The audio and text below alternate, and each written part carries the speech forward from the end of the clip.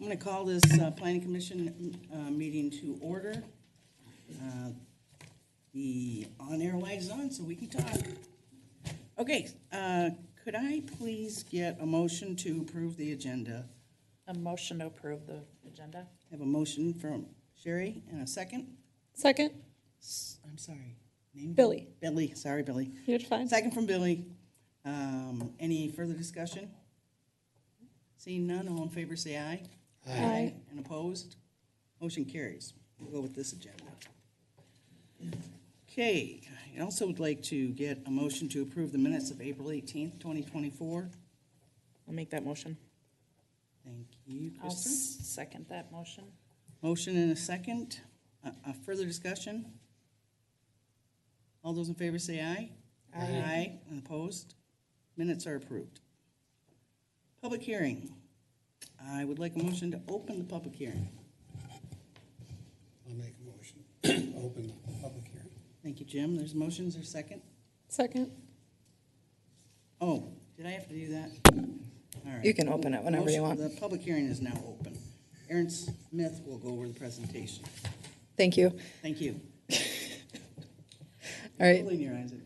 No, absolutely not. Okay. Quick rundown of things we're going to cover tonight. So we have 2 applications in for Timber Creek. The first is a PRD amendment. It's pretty technical, so we're going to talk through it.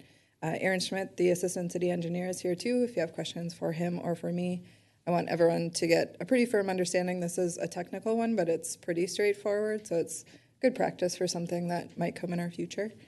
Then we have final plat for phase 5, which is the final phase of Timber Creek. We have a concept plan in from United Properties and Les Schwab, and then we'll be going over a section of the city code and the sign ordinance. So first on the agenda is the PRD amendment for Timber Creek. So I'm going to walk through some slides. We'll open up the public hearing and have some discussion. So Timber Creek is the Lennar project that is just west of Carver Elementary. It's been under construction for the past 4-ish years. So it's a mix of townhomes and single-family homes. It's the project that brought us the expansion of Ironwood Park, so the additional shelter, the basketball court, the skate park, etc. So on the screen now is an overview of Timber Creek. So again, a Lennar product that's been in the community for a while. We have worked through the PRD zoning. So when preliminary plat went through, a PRD was required for this project. I'll go into some details about what a PRD is and why we do it, but tonight we're looking to amend that PRD. So a PRD allows for deviation from the city code. We typically see this if there are requests for setback reduction or lot size reduction, so that happens pretty frequently for us. So if you think about like the villa product that we often see, going down to the 5,000 square foot lot with a 5-foot side yard setback, that's our most common PRD. Timber Creek is a PRD because there was a mix of housing types. So it was single family and townhomes, so the two being together didn't fit in one section of our city code, so a PRD was required to allow for both of those things to happen simultaneously in one project. A PRD creates a standalone ordinance for a specific project, so any project that has a PRD has an ordinance written for it that the Planning Commission and City Council both review, and it dials specifically into the details, so it goes into things like setbacks, lot sizes, etc. Notice and public hearing is required for a PRD because it's technically a rezoning. So tonight what we're talking about is a PRD amendment which will replace the existing PRD ordinance with this one. So it's technically a rezoning, but it's under a PRD amendment. Krista, I see those eyebrows working. Rezoning of a PRD. So we already rezoned it once and now we're rezoning it again. Correct. Okay. So why are we here? Why are we talking about it? What happened? So we, at a staff level, recognized that property adjacent to Timber Creek was challenging to develop due to topography. So the area around Timber Creek is still in the township, so we don't know a ton about the properties. We know that they're in our annexation area. We know some of the property owners. One of the goals always with residential development is to allow property to develop that's adjacent. So anytime that project comes through, we require that sewer and water gets stubbed to the property line so the next person or the next project can hook in right at that property line and go from there. We recognized this pretty late in the review, so we took a pretty hard look at phase 5. There's a lift station, which Aaron spent a lot of time looking at, and then this portion of the project left us scratching our heads for a while, but we were able to work with Lennar to come up with a good solution, I think, based on both of our needs, both the development needs and the city's needs. So you'll see I'm going to back up once and then twice. So this is specifically the area that we're looking for the PRD amendment. You'll see throughout this plan there's a yellow dash line. So that's a really beautiful and lovely trail segment that's being added. So it's similar to Hawthorne Ridge, low maintenance trail along a large ravine system. And you can see in the circle on the bottom of the screen right now that the trail system hooks into phase 5. So this area on the southernmost portion is phase 5, which we're also reviewing tonight. And you can see that in the time of preliminary plat, there was space for that trail easement to go between two houses. So it was going to be 25 feet wide just for a trail easement, no connection. And then we recognized the piece south. It's owned by a family we call them the Bengstons. It's the Bengston family. So you'll see that the topography for the site is really challenging. So the closer the lines, the steeper it is. And you can see that there's not a great way up Dahlgren Road to get to any developable area on this property. So you can see their driveway right now is about here. And I believe that happened because they're in the township. So they're not subject to the city's bluff rules right now because they're not in city limits. So the day the property is annexed into the city of Carver, they'll then be subject to the bluff ordinance, which we know is sometimes challenging to develop with, but it's really important. It's something that allows for projects to develop while also maintaining bluff. But you can see here that access from Dahlgren is likely not going to happen once the bluff rules have an impact on this property. So we took a step back with Lennar with phase 5 of Timber Creek, and we asked them what would it look like if we could access the Bengston piece from the north. So we moved through the process, working with them, trying to figure it out. We believe that there's a small area of developable land. It's not huge. This won't be our next 100 single-family home development. We're thinking potentially between 10 and 20 home sites, but it could potentially give us another product of a larger lot just with different views of the topography with the bluff. So we wanted to provide the Bengstons the ability to develop should someday they choose, where if we didn't provide access from the north, it's not likely they can come from the south. So their property is essentially unable to develop beyond what it is today, which is just a single family home site. They are welcome to live there as long as they want to. They're welcome to sell it to someone if they want to keep it a single family home. But we know that there is likely development potential here, so we wanted to give them the future opportunity should they choose to develop. So again, the topography. This is the final plat of phase 5 superimposed in. So did some handy PowerPoint work, but you can see it here. So there's just the version. You can see the topography is really tight. This is largely phase 5. So you can see it's much flatter here, much easier to develop. So just wanting to provide some access to the north.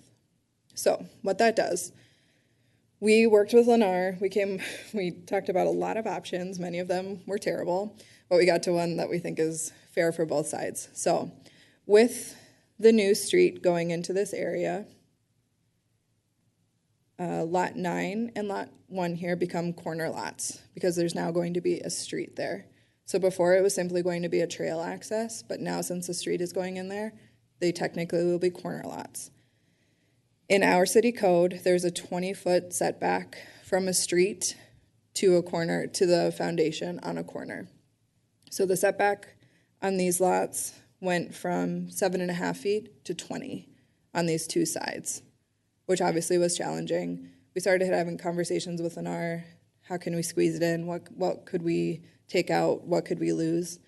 At this point in the process, losing a lot was a tough conversation to have with Lennar when we could come up with some different options. So collectively, we came up with the proposal to reduce the side yard setback from 20 to 12.5, specifically for these two lots. So it won't impact any other parts of the project except for these two lots. Since it went from a trail connection to a full street, that's the change. So there were a couple of things that we did. So there's a wetland access that was in the preliminary plat, so you can see it circled on the screen here. Our engineering team took a look at it, took a look at the wetland and the pond and how potentially we could get there differently if we simply removed this access, which we were able to do. The public services team and the engineering team will use that trail. So the trail here, the trail access to get up to the pond. So it'll be a little bit longer of a route, but a route that they absolutely can maneuver and make. So we're getting rid of this access right here and then requesting the side yard reduction from 20 feet to 12 and a half specifically for these two lots.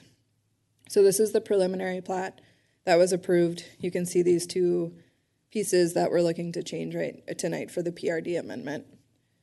So again, it's just for the two lots because they become corner lots where previously they were just adjacent to a trail.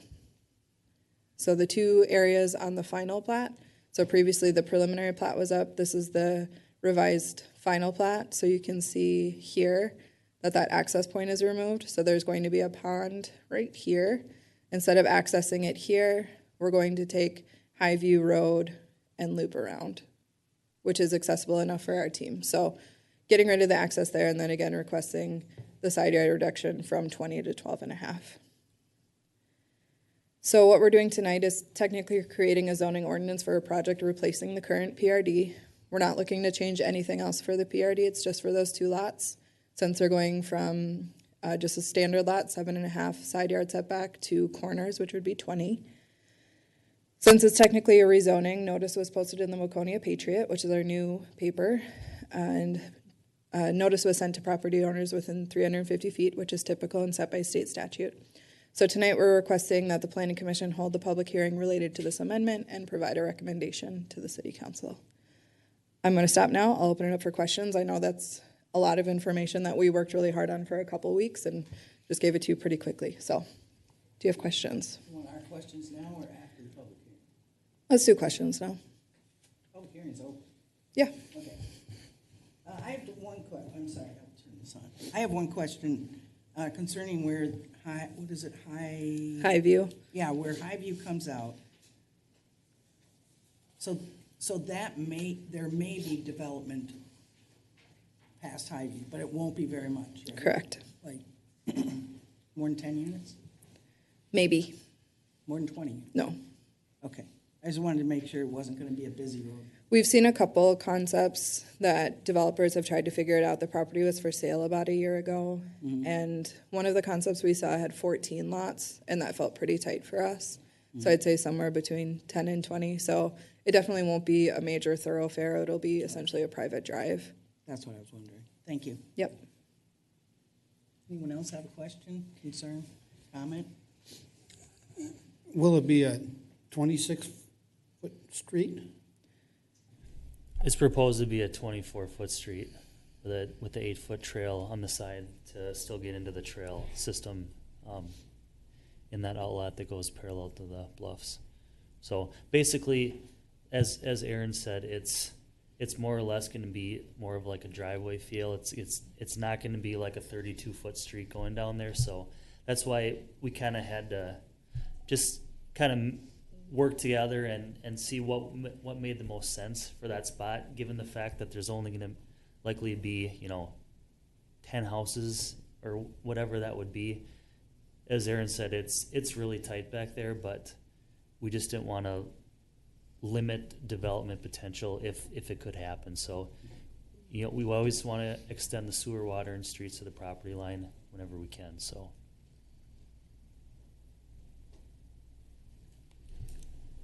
Should I ask if there's anybody from the public that would like to comment?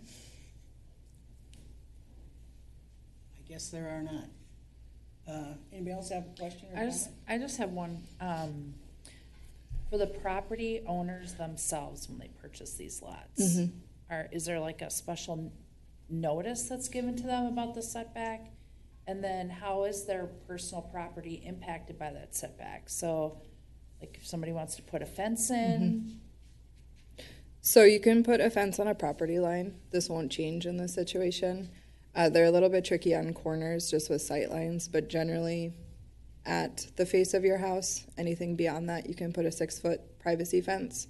We do take into consideration intersection stop signs, et cetera, during the review of a fence permit, so that wouldn't impact it at all.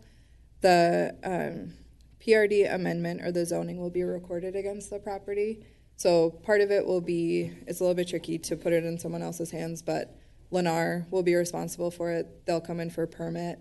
Typically these houses, they could be built and then someone buys it, so they could recognize right away, but it'll be likely up to Lennar and their real estate people to let everyone know about the change. Frankly, I suspect that people are going to be, I think these lots are going to be easier to develop than they were because that 20-foot setback can be pretty jarring at times for people to understand that you can't put a house there, you can't put a shed there, so the reduction helps there too. Yeah. I think it's pretty encouraging that we're thinking ahead and we're working with the other property owner, you know, and not shutting off their opportunities, so. I think it's, I like how we're being proactive and appreciate that Lennar worked with us to take that into consideration. Same. It was kind of a scary minute when we were at a staff meeting and it was like, oh, we got to have that conversation. But they were a great partner. We had a long meeting just talking through options with them. So if anyone from Lennar is watching, it was great. What was the reason for, was it changing lot 12, taking away that little area by the wetland? It gave us more space, Did so it they allowed us to shift? shift the lots. Oh, they Yep. shifted the lots, okay. I got a question. Regarding the road between lots 7 and 9, 24 feet, correct? Is the spacing on that one? Correct. Yeah. Is there any kind of need for a wide road for public service access? Is 24 adequate, or do we not need to have a certain width for public service, you know, fire, police, that kind of thing, come through that intersection? That's a good question. So the fire code provides for, if you have like a continuous street, it has to be a minimum width. But in this case, since it would be like a dead end street extension, there's set distances where basically the fire department is allowed to drive in and then they can basically just back right out. So this would be a cul-de-sac street in the future if it were to be extended. So I don't see any issues with it as it's laid out right now. Yep, for sure. Yep. Aaron, can you talk about some other streets in Carver that are 24? Like I'm thinking about Oak Tree Court. Yeah, there's a handful of streets that are at 24 feet. That's kind of I'll call it a minimum standard. It's 12-foot lanes. So to your point, Eric, if you can get more, it's good. So for our typical like streets like in this piece of the development in the main loop road, they're 32-foot streets. That's kind of our standard width, but 24 feet is considered a minimum standard for a public street. And a lot of private streets in town are 24 feet as well. So, and the private streets get reviewed by public services and fire also, just for access for emergency needs. So, I'm thinking again, not it's concerned. Oak Tree Court, everything in River Bluff Estates, which is just off 40, Brookview Court. Yeah. Does that feel right? Yeah. Yep. I can't think of any off the top of my head right now, but Anyone else? Okay, and there's no comments from the public.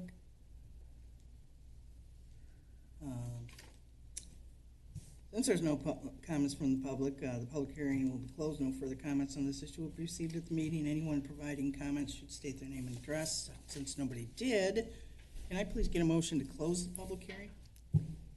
Motion to close. Thank you. There's a motion. Is there a second? I'll second. All in favor, say aye. Aye. Aye. Okay, now that the public hearing's closed, does anybody have any further questions concerning this matter? Okay, in which case, could I get a motion to approve the planned residential development amendment for Timber Creek? I will make that motion. Thank you. Sherry's made a motion. Is there a second? I'll second. Krista's made the second. Any further discussion? All those in favor say aye. Aye. And those opposed? Motion carries. Okay, Timber Creek, Phase 5 final plat. Thank you. We have started talking about Timber Creek quite a bit and Phase 5. So a couple of refreshers of where we're at. So final plat is the last stage in the process, so this will be the last time the Planning Commission sees this request. It's been through several other versions. So Timber Creek started as property in Dahlgren Township. We did annexation. We did an EAW, an environmental assessment worksheet based on the number of lots that were here. Moved it through concept plan, preliminary plat, and final plat now 5 times. So here we are, number 5. So final plat is the last step in review in the Planning Commission and City Council process. I love to usually say there's little deviation from the preliminary plat. The deviation tonight is what we just reviewed with that PRD amendment. So it's a couple changes to those lots. The next step in final plat is that the staff and the development team work on the developers agreement. We call it a DA for short, and it covers things like city fees. That's how we collect park dedication, stormwater area charges, siren fees, etc. It sets things like construction expectations, so it goes through construction hours, lets us know when people will be working, haul routes, how they're going to get materials to the site, warranties, timelines. It covers almost everything, but something always happens. So we try really hard to make sure that it doesn't. So the DA is then signed by the city and the developer and is recorded against the property. Once the developer's agreement is signed, work can begin on the property. So some details about Timber Creek as a whole. It's again a PRD. We'll have a new amendment after the city council reviews on July 1st. It was a really large site, about 65 acres that developed with Lennar. In total, it shook out to be 74 townhomes with several single-family homes. So you'll see the PUD is a different way to say PRD. We'll just change that one corner setback based on Planning Commission review tonight. Phase 5 is 53 single-family homes.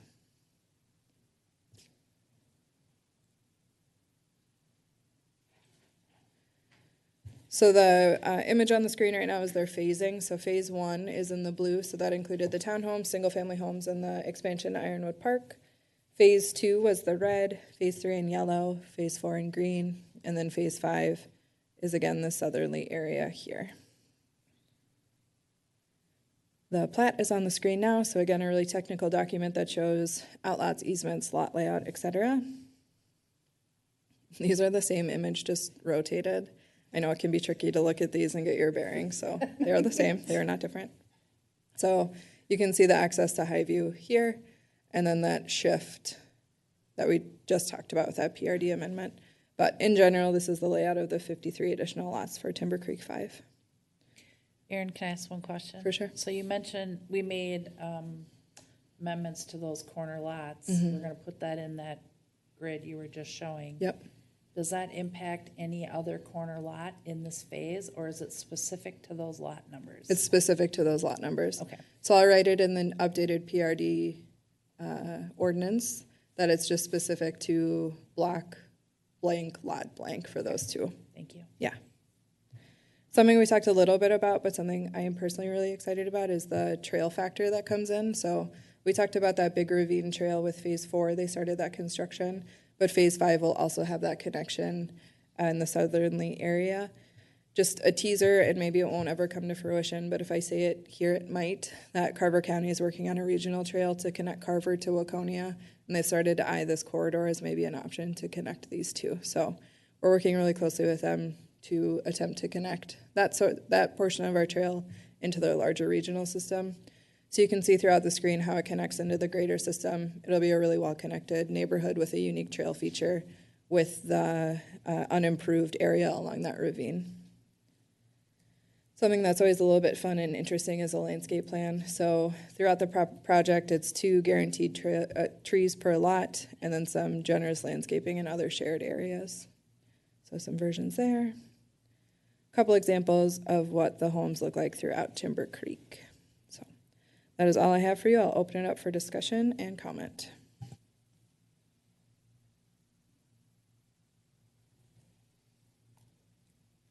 Not much more to say. We've been doing this for a long time on this development. Got it down. Anybody have any comments or questions? Yeah, I have a new guy question. So with Plat 5, there have been any discussion with adding satellite green space or park or whatnot? Since it's just eyeballing probably 3/4 miles, half a mile to the Ironwood Park. So Lennar met their park dedication with the expansion of Ironwood. For what they did not, will be receiving cash in lieu of. So with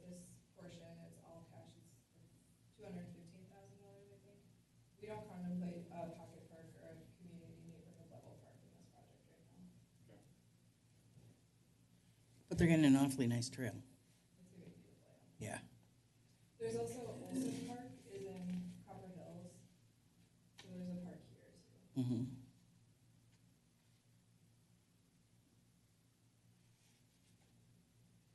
Is there a timeline for this? They have already done the grading work. They did grading of 4 and 5 together.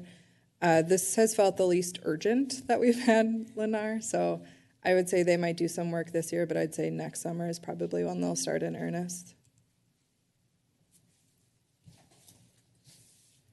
Everybody got all the information they need? Yeah. All right. Let's move down to new business 5.2, United Properties Concept Plan Review. We don't need to approve a final plat? Where is it? It's not on here. I thought we had to wait for the, we can go ahead and approve it tonight. But I get a motion to approve the final plat I would for love to Timber Creek approve the 5. final plat 5, Timber Creek. Okay. There's a motion. Is there a second? I'll, s- Go ahead. no, you were part of all of this. Yes. Go thank you. ahead. Bring it I'll to a second. close. Bring it to a close. There's a motion and a second to approve final plat for Timber Creek 5. Any further discussion? All those in favor say aye. Aye. And opposed? Motion carries. Now we're going to move down to 5.2, United Properties Concept Plan Review. I just have to say, I told Tom that I thought we'd hit United Properties at 7. Man, that was pretty good. Yes, well, I'm a good time manager. Oh, okay. Alrighty. So tonight we just completed final plat, which is the last step in the process, and now we are switching to concept plan, which is the first step in the process. So I want to be really clear that this is a step in the process where we don't know a lot of the details. You might be asking us a bunch of questions, and we might say, I don't know, or I'll get back to you, and we're not doing that to be coy or facetious. We truly don't know a lot of the details right now. So concept plan review at a planning commission level is feedback. It's an opportunity for you to give your ideas, your thoughts, your community knowledge to a developer that's looking to come into the community. It's also a great time to ask questions. Tom is here with United Properties, who is the property owner. So I'll ask him to be part of the discussion once we get to that point too, to answer some questions. Aaron is always available, and then I am always here too. So again, many unknowns. Engineering has typically not started. So we don't know details about what size the pipe is going to be or how it's going to lay out. So again, big picture. This is slated for review at City Council on July 1st. So if you're interested in watching it move through the process, that's where the meeting will hit. This one is a little bit interesting. If you were around for the Quick Trip review, it's similar there, or Next Steps or Hometown. So the property owner is United Properties. The proposed user is Les Schwab.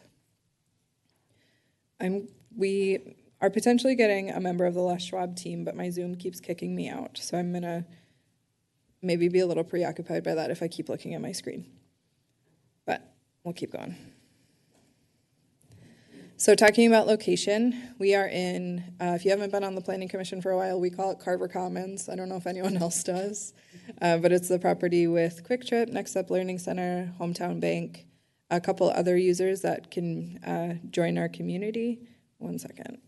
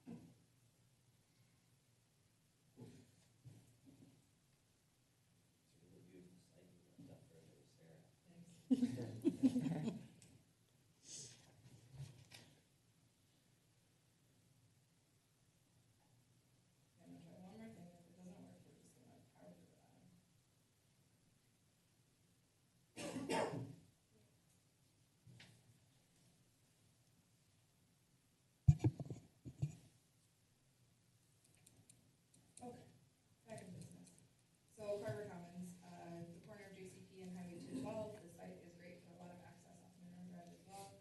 So we've seen it develop, but there's still learning a few spaces.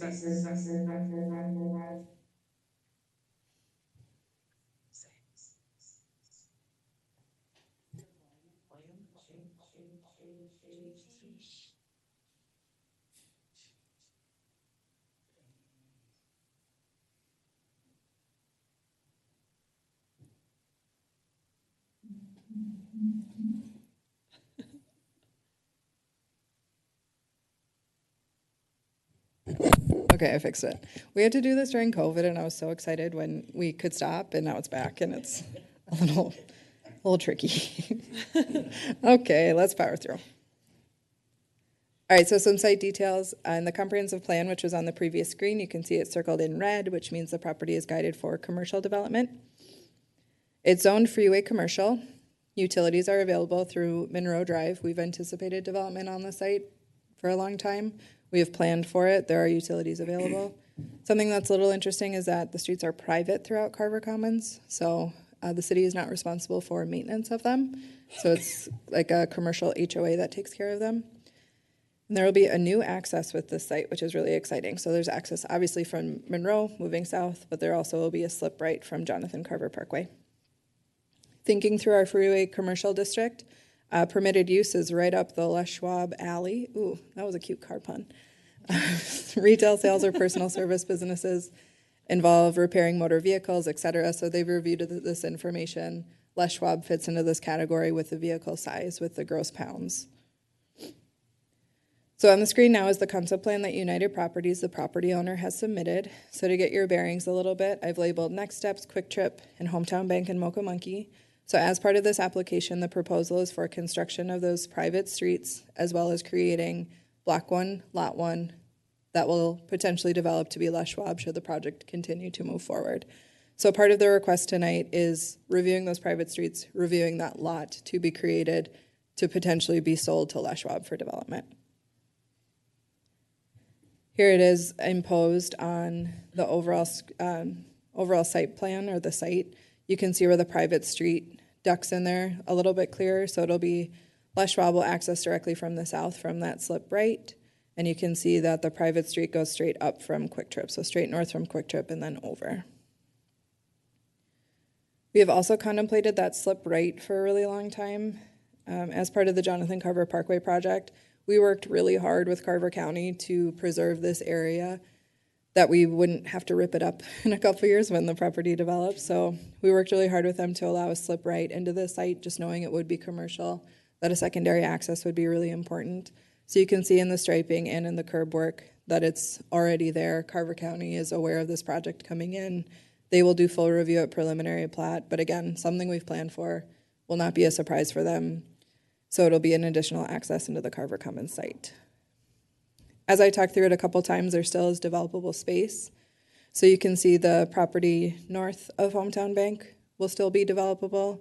And then Outlot A is the large site that will be the remainder of the site. Outlot B is a pond, so that's not developable. And then there's a small site directly east of Next Steps Learning Center that could develop. So some details of site plan for the Les Schwab site. You can see how the building will lay out potentially on the full site. So a north-south orientation. And then some examples of other Les Schwabs in the greater United States. There aren't a ton in the Minnesota market, but they're starting to infiltrate a bit more. There's one in Moorhead. Apple Valley is going through review. Otsego. There are several in South Dakota, North Dakota, Montana. So a couple examples of what it will look like. So again, the site plan proposed by United Properties showing that private street and then the creation of Block 1, Lot 1. So Tom, do you mind coming up and introducing yourself to the group and we'll open it up? I'll have you press the button on the mic to turn it on. Good evening, everybody. Tom Strom, Senior Development Manager with United Properties. It's not raining yet, so that's good news. Yeah, and excited to be here, so thanks for having me and here for any questions.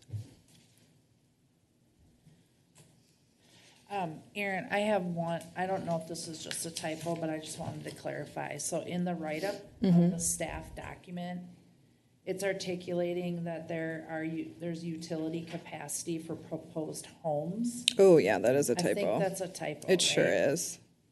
Okay. Yeah. So I just wanted to clarify that.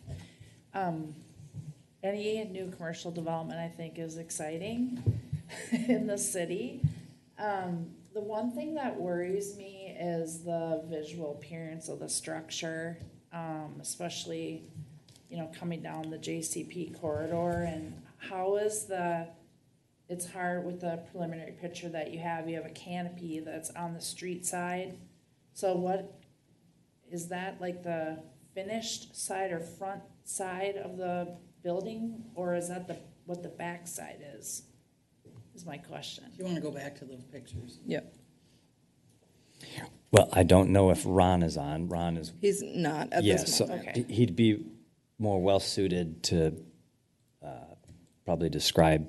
So it's a bit of a unique scenario here, right? We're the landowner. We're just, I don't know a ton about their project fair. yet, so I don't Yeah. have a good answer. But from those questions, I think, or from those pictures that Aaron showed, I don't think we saw the canopy, so. Okay, so, Can I just add? Yes. I would agree that orientation would be focused towards JCP, just to get curb appeal where we can, make it not look like parking. yeah. Also, in our city code, there's a provision that says, like the last line of the freeway commercial district is really helpful. So vehicles parked outside and awaiting service shall be considered as outdoor storage and therefore shall be screened from public rights of way. So cars won't be parked along JCP just for extended periods of time. So my concern, is there a retaining wall there? So like Mokamonkey, there's a big height difference between the street and is it flat to the street, or is there a retaining wall? I think it's pretty, right at that right in, I think it's kind of the low point from the intersection from Monroe, between Monroe and the freeway probably. I think that's probably the low spot, so. Yeah, the it's street view, probably Aaron?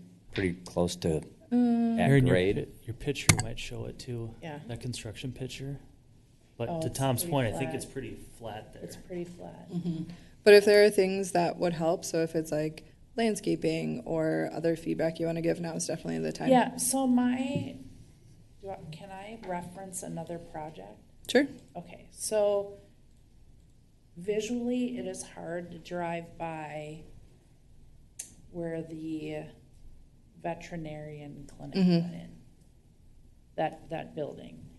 Because it's the back side of the building, it's not the front side of the building. And we drive by on a daily basis and see the ventilation equipment. It's going to get screened, but yes, continue. Okay, so and it's understandable that you need ventilation equipment, but visually it's not attractive. And now we're gonna put a fence around it, which probably, doesn't make it's gonna be better. It'll be But who wants to look at a fence driving down the main corridor? So it'll be that's- landscaped if that changes anything for you. That's perfect. Okay, good. Yeah. And I know that one has been on my list too. It's been Yeah. a requirement for them. So I just want to make sure that, I view this as the main road coming off the freeway into our town. And the things that are going to be present right off the freeway need to be visually appealing to welcome people in. So that would be my concern, is how the building is positioned, the screening that would be required if it's, a company that is, storing whatever. I just want to make sure that it's visually appealing and welcoming. Well, there will be adequate landscaping. Yeah. too. That helps a lot. Yeah. Yeah, no, fair question, right? And I know that was the meeting we had, we're back in May. We kind of went through some of those same questions and definitely will communicate that back to their team. Yeah. If they're gonna store cars, and that's the back side, I don't think having a 8-foot fence going down JCP for the length of the property is what we would want. I have a general United Properties question. So a lot of people will come to us or city council or whoever they can say, I want a fill in the blank. I won't say, but how does the process work? Oh, that's a great question. It depends which day of the week, what the weather's like. I don't know. I mean, it's, you probably, well, maybe some of you don't know. Keith Alstead had been at United Properties for 25 years, bought this land back in 2006. And I inherited, we call it legacy land. Depends on the spreadsheet. It's usually like If you want it bright or red, not. like figure this out.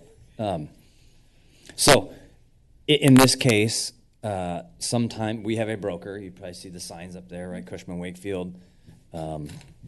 They may get a call directly from another broker saying, hey, in this case, this will happen, saying, hey, we have a client that wants to buy some land from you. Tell us what's available, et cetera, et cetera. In this case, we try to do the deal directly. They already had a developer. So this for us is a land sale, and we're putting in infrastructure. So that, right, that's one scenario. Sometimes we might know a business owner. We've been working with several grocers for about a year now to try and land one of them here. So that's more of a personal relationship. You try and, how are things going? Are you ready? There's a lot of reasons you should You be. can tell them we're ready. Yeah, we've told them that, and so it's kind of all over. Sometimes it comes through the brokers. We've gotten some contacts from Aaron and Brent at the city, and we kind of follow up with them and see where that goes. So kind of all over. I don't know if that answers your question, but It so does. if you have interested people that want to do certain things, happy to have conversation and see. I just think the education is good because a lot of people will be like, if we get 50 names, we're gonna get whatever to come here. It just doesn't work that way. Yeah, it doesn't work that way. Like they don't feel the city's like putting the effort in. And it's right. I think we were corresponding recently that we were tracking down a restaurant user, and we were like, great, a lot of reasons we should be here. They should be here, but they ran into different franchise restrictions and radiuses, and so then kind of. And some of the feedback we've heard is the daytime population for some users doesn't, So Can I help you? anyway. Yeah, so I've got a comment. I can kind of piggyback maybe. Do you mind coming up? Do Can you mind sharing a introduce table yourself with or Tom? I can scoot over. My name is Matt Carver, 3697 LaRive Way, Chaska, Minnesota. My wife and I own Next Steps. Okay. And to kind of piggyback maybe on some of the comments Tom made, the road that you saw in the previous or in the next photo, I think oftentimes too, so if I were looking at this plat when developing a new learning center, as you can tell, and I don't know, I think Keith was around when we did ours, right? So the first thing you're going to do is put it right up. You're going to want land right up next to a road, right? Mm-hmm. Less infrastructure costs to bring in water, road, all that kind of stuff. And, you guys had kind of pushed back saying, well, if we let you build right next to the road, who's ever going to build behind you? And we were like, perfect. Now we're negotiating, right? So they said, how about we push you back? And we said, well, how about you build the road? And so there's always that back and forth. If this road gets put in, I can almost guarantee the development itself will develop faster. Mm-hmm. And the infrastructure and the roads are the biggest thing. Since they're not in there, a lot of people will look at it today and cross it off their list.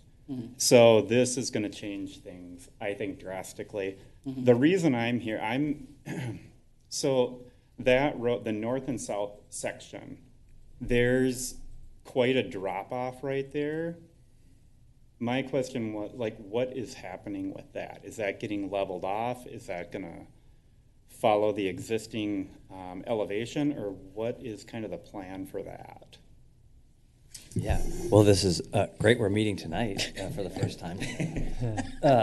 Yeah, no, it's a fair question, right? Right where the kind of property line is there on the south, grade drops. So we'll have to build up that road.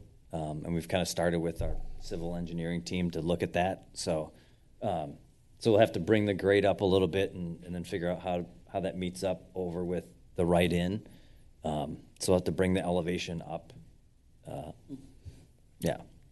Aaron, do you want to add anything? Yeah, I'd just add that once they get into preliminary plats, I suspect that you guys will look at grading from kind of a comprehensive level for the kind of the build out of the site. You can see that at this point, the whole thing is kind of contributing. So they have outlet A is kind of the northwest corner. So I'm guessing that Tom's civil engineering team will kind of lay out a kind of a conceptual grading plan for the entire balance of the development, which will then dictate their street grades for that L shape that would be installed in this phase. So I don't have any concerns with that. It'll get figured out, and they'll be able to set a street grade that will complement kind of the future build out of the development. So, but good, very good question, and we'll for sure be reviewing that to make sure everything fits well going forward. So Also, thanks for the candid information. I think it's always helpful. Yeah. We say a lot of those things at the planning commission level, that it's a broker and it's a landowner, but hearing it from two people that do that work is really helpful. Definitely. I just tell him to call Aaron. I really appreciate you stepping forward. First, congratulations on your business and that it's successful. That's fantastic. And I liked your comment because I wasn't thinking like that, but you're probably right. We get this road developed and the rest of this corner will take off.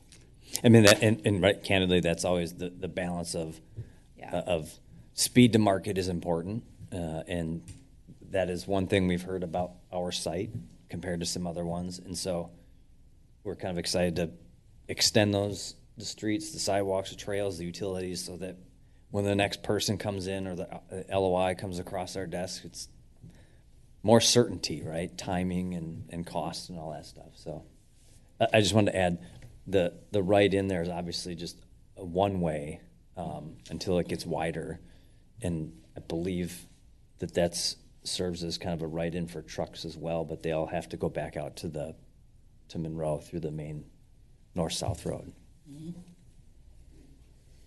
When we go to like concept, what kind of like economic modeling and stuff has been done like by this specific company to be like, this is a good idea for Carver? Because I feel like there's been a lot of similar type, not a lot, but a couple in the area that have gone out of business in the past couple of years. So like, if I just think to your point, like this is like right off the freeway, this is Carver. It wouldn't be ideal, right, that it would not be in business in a couple of years, which I know is not ideal for anybody, but what kind of economic modeling have they done to be like, yeah, this is where we want to build? I don't. Is it different by like? I think it depends on Okay. I mean, I know they're newer to this market, but they, do stuff around the country, so they have I'm sure they have their own kind of robust site selection criteria in terms of trips and visibility and population growth, and traffic Well, and they'll have some competition with Fleet Farm. and distance to other, centers. So So like in theory, all of that's been done before they yes, here. Correct. Okay. yeah. You have to remember too, that this is kind of a crossroads. It's 212 going east and west, but you also have 11 going north and south. Yeah. So it kind of connects up a pretty good market. Yeah, it's a area. great location. I was just wondering, like, do a lot of, like, is this like, we're thinking about it, let's put it out there as a concept plan, or there's been economic modeling and that sort of stuff done by their team? We are a really friendly group at City Hall, but we typically don't like to get an application to you until it feels like they have some skin in the game or like they're Okay. working towards a project. So we have a lot of meetings with people who say, I love coffee, can I open a coffee shop? And it's like, yeah, here are the 10 things that you'd have to think about. Sometimes they come back for a second meeting, sometimes they don't. But Okay. to get to this level, they have engaged with an engineering team at this point. So should feedback be favorable from Planning Commission and City Council, and if they can accommodate some of those, the questions that we have, they likely will move forward with preliminary plat, which is when there's a substantial investment into the project. I think that Ron from Les Schwab just joined the Zoom. Hi there, yes, I just joined. Hi, Ron. Thanks for joining us. Hi. I just Yes, gave a presentation. Tom is with us. He's at a microphone, so the Planning Commission is just asking questions now. So if you don't mind, we'll do a little bit of a Q&A with you. Okay, sounds good. Do you mind giving just a quick overview of Les Schwab, the process where you're at? Yes, hold on, let me sit down here. So we're starting to prepare construction documents for a preliminary submittal, is that what you call Preliminary plat. But that's where we're at, so, to, get the entitlement process moving forward. What? Is that enough Entitlement. detail, or I guess, Could you give us a We're- little background on Les Schwab specifically? yes, hold on here, I have some notes. Ron's likely calling us from beautiful Bozeman, Montana, so I always have to remind him of that when I talk to him, because Well, ironically, I'm in I just flew into the Minneapolis airport. Oh, come on over. Yeah. I'm supposed to get back to Bozeman late tonight. Here we go, Les Schwab. So, Les Schwab was founded in 1952. They've been expanding service ever since. They're at a point in their company right now where they're expanding service into Minnesota. They love to, customer service is one of their very key components of the company. They're a promote from within company. The store we're proposing, I believe, is the 7-bay linear retail. But they do tires, brakes, alignments, oil changes are the major services they provide. They're open 6 days a week, 8 a.m. to 6 p.m., closed on Sundays. Work will be completed within each bay on this project. So in the bays, that's where the work is completed. I believe on this project, there is a exterior canopy there on the east side of the store. Under that canopy, that's where they'll service like boat trailers, a motorhome, those types of vehicles that can't go into the bay. With the work being completed in the bays, that keeps noise levels at a minimum. We don't store outside the building. Let's see what else. For deliveries, one thing about deliveries, they occur about once a week, and spent tires get picked up about once a week. Great. I'm going to open it up for questions specifically for Ron now, if that's okay with the group. Sure. Okay. Ron, this is Sherry Walsh. Can you help me understand the reasoning of the location of the canopy on the east side versus flipping the structure? The reasoning for that is just for how the trucks need to travel through the site that provides the safest, more accommodating route for the site. So, factoring those things, there's a semi truck that will come through the site, for the delivery. And it likes around the building. The canopy there to the east side, and client wants the showroom facing the west. Where are the tires stored? Let's see here. The used tires that they're gonna haul away? Is this, thinking that I've seen a lot of sites lately. Now this site, if you see on the north side, is there a is there a trash enclosure? Is that a large rectangular? Yeah, Yeah. there is. It's called a bullpen? That's called the external bullpen. That's where the spent tires get stored and they get picked up once a week. That's a 6-foot high minimum enclosure, so it's fully screened on a concrete pad.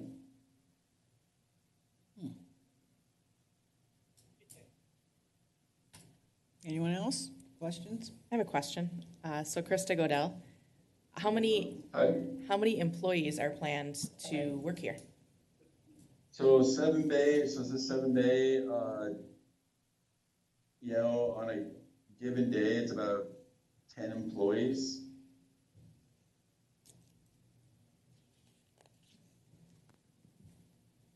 Eric Jansky? Yeah, Ron, this is Eric Jansky. As far as the location, Lot 1, Block 1, I see the obvious advantages for that position. Is there been any discussion or amenable to other locations in this area, you know, somewhere specifically in Outlot A?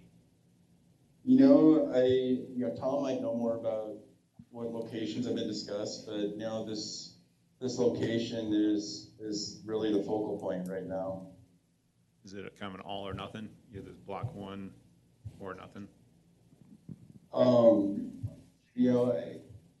That's a question. This is the parcel that best fits the desires, for this area. So I guess I'll just add. that's what we've site planned. So Yeah. Go ahead, Tom. Yeah. So, good question. It's a negotiation, right? I think between land seller and buyer in this one, and trying to move them into different parts of the site. I'm trying to look at you, but not talking on my. So I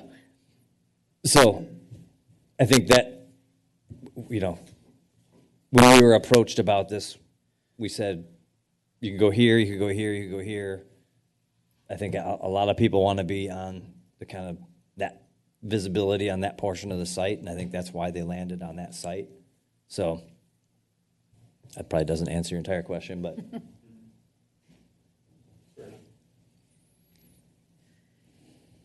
What does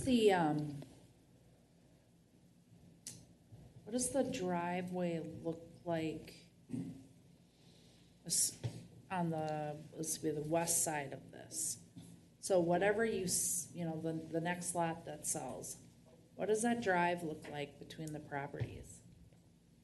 Kind of that 30-foot shared, if you go back to the other plan, Aaron, like it like straddles the where it says 30, does it say 30-foot shared access? Mm-hmm. Like that drive. So there'd be like a drive aisle north-south between Les Schwab's parcel, half on that parcel and half on the future parcel to the west of it. Yeah, that's correct, Tom. Yeah. So it's about 15 foot each side of the property line. It'd just be a paved drive lane. Okay, this is Cindy Monroe. I'm the chair of the Planning Commission. And I'm curious, this 40-foot canopy, is that open air that you're going to be working on vehicles? The 40-foot canopy? Yeah, under the 40-foot canopy, is it open air? Prototypical canopy is open air there on the east side. However, there are things we can do to change it based on zoning code. I think our concern is, at least the feeling I'm getting from the commission is that our concern is that we would prefer that the front of your building is facing the road, as that's just coming into Carver. But is there? And you had said that the owner wants to have the Bay Area's facing west. Is that for a certain reason, or? Yeah, it's just aligned with that shared drive. That's where customers, folks are going to be driving north off the street, and they're going to see the showroom where the main, like with the ADA parking, will be clearly shown. It's just going to be right there. Are you talking about I'm sorry. Are you talking about off the street of the shared access? Yes. Okay, because I'm talking about County Road 11. Okay, you're talking about County. Yeah. So isn't there? I believe there's a grade change in there where you start up high, and so you'll be looking down, right?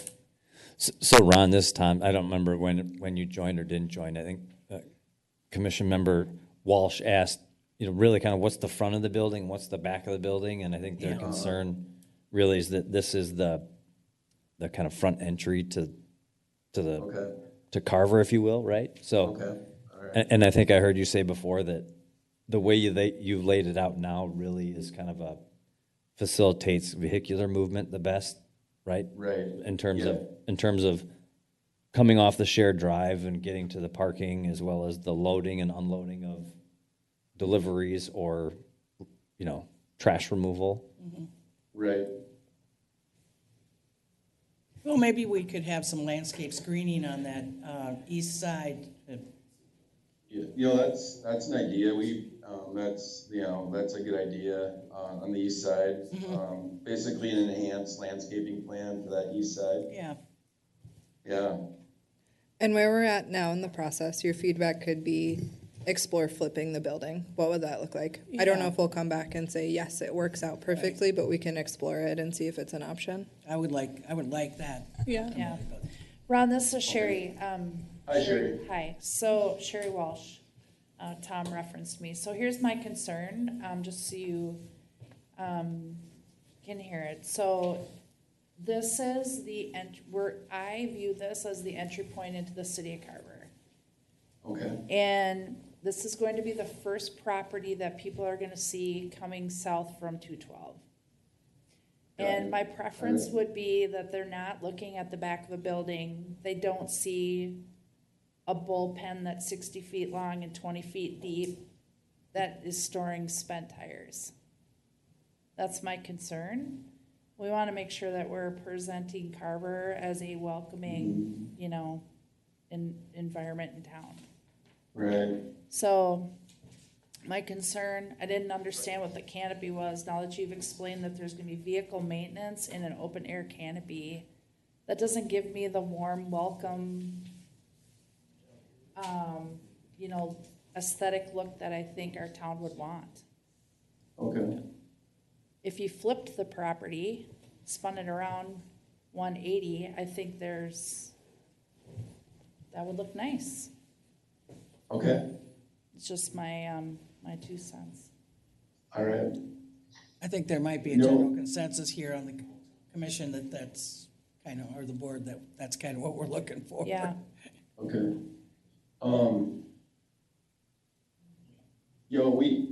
That's something, we could go back to the team on and, get some additional thoughts. Are there any considerations with building materials?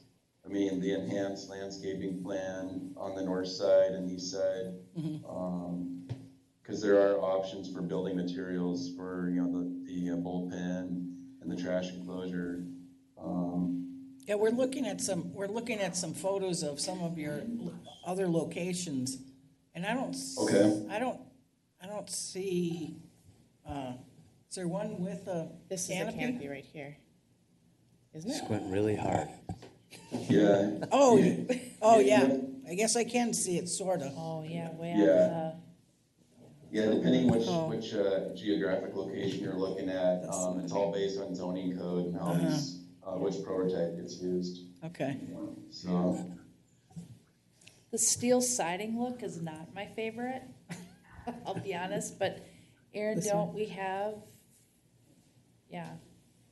the city code articulates what they need to Correct. Yep. build from. Okay, well, you can work with our team, right? And oh, yes. Get it hammered Yeah, out. definitely. Yeah. Yeah, so I think we'll huddle up next week and kind of talk about, like Ron said, he'll go back to his client and talk about, comments. Can we flip it? Can we rotate it? How does that impact their operations? And then, we'll work, because I think we plan to submit for the next beautiful roadmap thing. The next phase, I think it was like mid-July. Yeah. To get on for mid-August planning commission, so. Okay. So we Eric, got some did you have time. something? Yeah, I just had another question for Ron. Based on the market research, is 7 Bay kind of the sweet spot for the market, or is 7 Bay just Yeah. based on the lot that's available and you're just kind of fit on it? Both. That's kind of both correct assumptions. Mainly the sweet spot, construction costs, and that. So that's the 7 Bay right now for the last couple of years is kind of what they really like to see. Especially they like sometimes, for contractors, they're finding, if they use the same contractor to build three different sites, it just, helps with construction costs. But sweet spot would be a good way to define it. Okay, I was just more curious, if you had a bigger lot, if you'd want to go bigger. Yeah. one more question. We have residential across this. Is the work on the vehicles done with the doors closed? Or are we gonna have a noise issue with the air guns doing the lug nuts and all that? Yeah, I have some noise pamphlets, but I don't have them ready for this right here. But the decibel level, you got that decent, there's a kind of a major, that highway to these, mixed with that sound and the work that you described there at the building. No, the doors usually are closed, for, operations, but, the comparison would be pretty similar, decibel level sounds. I mean, I will say, there's again, going back to the work hours, I believe I said 8 a.m. to 5 p.m. and, closed on Sundays, so. Thank you. Thank you very much. And I have, I have some, sound, noise, exhibits that we can provide. That'd be great. Any other feedback or questions for Ron? Thanks for calling in, Ron. That was super helpful. Thank you. Yeah, thank you for letting me, we usually like to be in person. It's, this week, last 3 days has been crazy, so. All right, well, safe travels. All right, appreciate it. Thank you. Thanks, Tom. Yep. Okay, so the next step is, Yes, that is it. We'll get Something. together, we'll talk about it, we'll talk through some options. yeah. No matter what we decide, I'll come back with I think how we got Terry had a there. very good point about noise, though, too. That open bay. Better really check the noise. Anything else for Tom? No, thank you, Tom. Oh, hold on, Eric? I just got another new guy question. So this lot one, block one, is that been zoned by the city? Or is that just kind of a dimension, plot size that came out through negotiations with Les Schwab? I mean, are we, The size or the? yeah, like the actual dimensions and layout of block one, has that been some cities determined? The dimensions and size of the parcel boundary were kind of driven by Les Schwab. Okay. So Yeah. it's nothing the city is constraining you to. Right, currently, all of that is all part of Outlot A. Okay, so. Yeah, and so Outlot B currently is in an easement. And so, yeah, the next phase, it's a fair question, right, is getting back to one of your questions earlier is the process. Right now, there's one big chunk of land. Right now, we're kind of asking, let's extend the utilities in the streets and then carve out a little chunk. Yeah, We haven't defined block one as a city for you. right. No, but block B is, outlet B is defined. Correct, that's a pond. Currently, it's in easement, yes, and we're going to convey that with, Yeah. to an outlot, yep. Oh, hold on one sec. Go ahead, Lincoln. I just real quickly had a question on the road. There is just an in only, which I saw, and based on your picture, Aaron, and driving on that road, I think it's just there's 2 lanes, right, and then there's the sidewalk. Correct. And having experience taking a right on one of those before, is there space to put? I know you said you just put that stuff up, you didn't want to tear it up, but is there a space for like a right-hand turn only? I assume semis won't be clear to go through that right turn, but yeah, if you're going to take a right there and lots of families over here, they're coming down the sidewalk. Now I'm stopping. Cars behind me, everybody's texting. It's just asking for backup, coming right off the highway. I feel like I've driven through tons of those scenarios where it's like, unless there's a right-hand turn lane, give you just a little more space to let the people by, pedestrians first. Then you're on that in only. I don't see space here without tearing up that grass area there, but that's the first thought is, if those are the only 2 lanes there, and this area is growing like crazy, and that's coming right off the highway, seems like that's gonna be it could be a really busy area pretty quickly, right? Going 50 miles an hour? Yeah. Yeah. Yeah, And speed Texas, limit. but just, Yeah. the reality of it, right? I'll take this one. So this was set up when we did Jonathan Carver Parkway with the county. This is actually gonna be a turn lane. So this is the taper for the turn lane, and then this is the stacking distance for the turn lane right here. So the entrance is actually gonna be like right down here, like at the end of the. Right, okay. So this will be a legitimate county right-hand turn lane. Legitimate. So you won't have to turn out of the right through lane. It'll be a right turn lane. Yeah, you could hang out in that lane. Yep, Yeah, yep. that's great. Cool, and the other extension thought, obviously, I think flipping this whole building to the, one, I thought maybe they want the sunset to be at the end of their day. I was like, that's I was thinking, that seems hot. that makes a lot of sense. We're hot, yeah. And then you open those doors up, finish it, that sounds like a great working environment. But in flipping that around, I feel like the ins and outs of that could get complicated. But where that bullpen is something that Prior Lake did really nicely, if you've been in their Main Street, where they have like Old Town Main Street in Prior Lake, and they just did a really big new, they put a huge roundabout there, and then they did all of this median stuff. What they did on the older buildings, that quite frankly was an eyesore, I think it was like a t-shirt shop, is they had a local artist do like a beautiful mural on it, and it just like livened up the street. It's you should, if you're in Prior Lake, you can't really miss it if you're on the Main Street. But my thought with that bullpen area, because I'm trying to think like what else would we put there that would look nicer, as if we get to choose, right? Because I totally think your comment is really valid, Sherry. Is like maybe where that bullpen is, it's a combination between, this client and the city, or whoever wants to pay for it. That's a negotiation I probably will not be in. But that bullpen area, maybe that's like an angled corner area where that bullpen is covered by, a really nice stamped concrete or something that then a local artist painted a really beautiful mural on that is relevant to the city. And we're not covering up their entire storefront. You are still going to see that canopy as is, but again, in Prior Lake, having grown up in Prior Lake, it is like really brought a vibrant look to the downtown city. And that was the thought of 60 feet is pretty impactful. There could be a way to cover that up. They still get their place to put their tires. Maybe it's even got an angled roof, so we never have to see it pile up if the truck's late because it snowed or something. Those are my two thoughts. You can put your Carver Crossing sign there, or whatever you name the That's- development, and put like, Carver Commons, yeah. yeah, whatever businesses are in there. Or a welcome to Carver sign on the back side of it. Yeah. All right.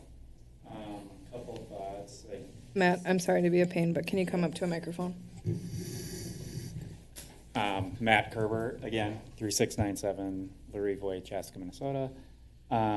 Sometimes just asking, hey, how about not putting the canopy on this building works? But, so that's, because I'm sure they have a lot of designs too. But also, I noticed on my way here, there's a pond of water right now where that is built. Is that a wetland? Is that getting reclaimed somewhere else? How is that working? This site shouldn't be wet unless it's just rained. There's quite a pile, or quite a pond right there, like literally where the building will sit. But That exact spot? It's a low spot, and I know asking the last several months our civil engineering team to work through, is it or is it not a wetland? And I think there was an email from our team basically kind of communicated to me it's not technically a wetland, so it might just be some standing water. But given kind of it's a low spot. Well, there's not really any place for water to go right now. It's not going into the earth, it's just saturated.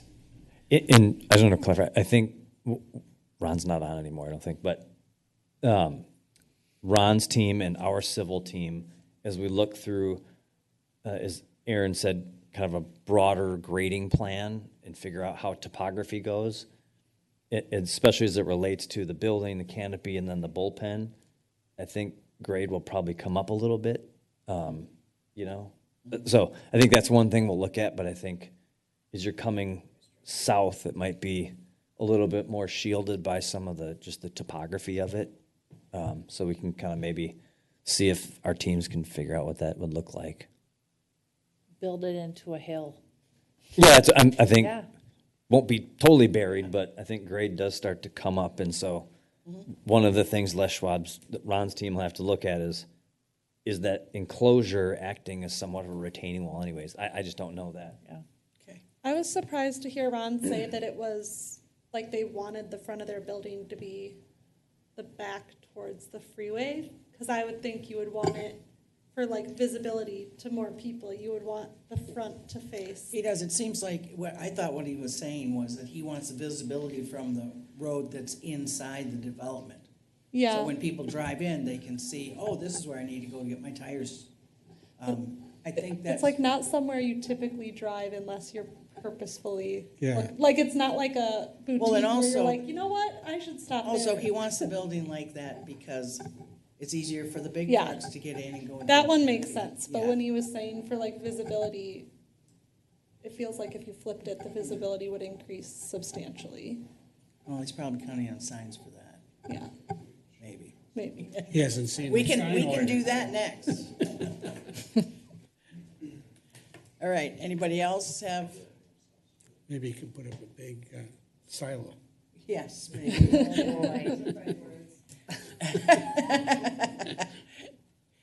Any more comments, questions, concerns? All right, you have some marching orders there? Thank you. You're welcome. Thanks, Tom and Matt. Yeah, thanks very much, Tom. We're gonna move on now. We're gonna move on to the sign ordinance because that is gonna be so much fun. Do you mind, would it be okay if we did communications and then the sign ordinance because it's Aaron's birthday and I want him to be able to leave? No.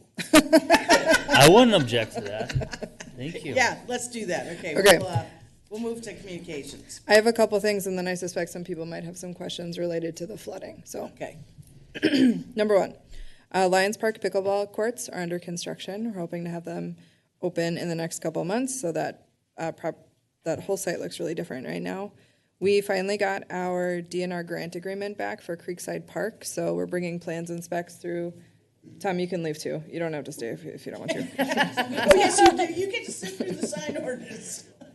It's not your business. Okay, we're working on plans and specs for Creekside Park, which is the new dog park pickleball at the corner of JCP and County Road 40. Wait, did you say dog park and pickleball? Yeah, Oh, my goodness. I know. The grants for both now? The grant covers both, yes. Yep. Wow, that's great. Yeah. Yeah. Creekside. Yeah. Okay. $350,000. We got that grant from the DNR. Woohoo. Wow, this is so fun because you all know about it, but this is like a replay of joy. At the July 18th Planning Commission meeting, I'm anticipating a large industrial user with United Properties, not Tom, but one of his partners that does industrial work. They're proposing roughly 300,000 square feet of an industrial user near Fleet Farm. It's huge, yeah. So the property will need to be annexed in the city. We'll do several reviews. An EAW will be required an environmental assessment worksheet based on the size. The Wickenhauser piece, which is the long stretch along 11 north of Fleet Farm, northeast, will be before the council for annexation on July 1st. Oh, it's on that side of the road? Yeah, it's the, yeah, That's Northwest. northwest. northeast of Fleet Farm. Oh, Oh, no, I see. Most of I'm us are just going thinking up of County Roll. Road 11. Oh, so, no, Fleet Farm is my mainstay, the silo. So that property, the school district is working potentially on a transportation facility on roughly 20 acres, leaving about 60 for development on the Wickenhauser piece. Hometown Bank right now is targeting an August 9th opening. I'm sorry, what did you just say? hometown. Hometown's opening when? Hopefully August 9th. Okay. Did you get tangled up in the Wickenhauser, Krista? Yeah. Yeah, once I said it, it made sense. So if it needs to be annexed and zoned in, it's not Yeah. zoned yet. Correct. You got that.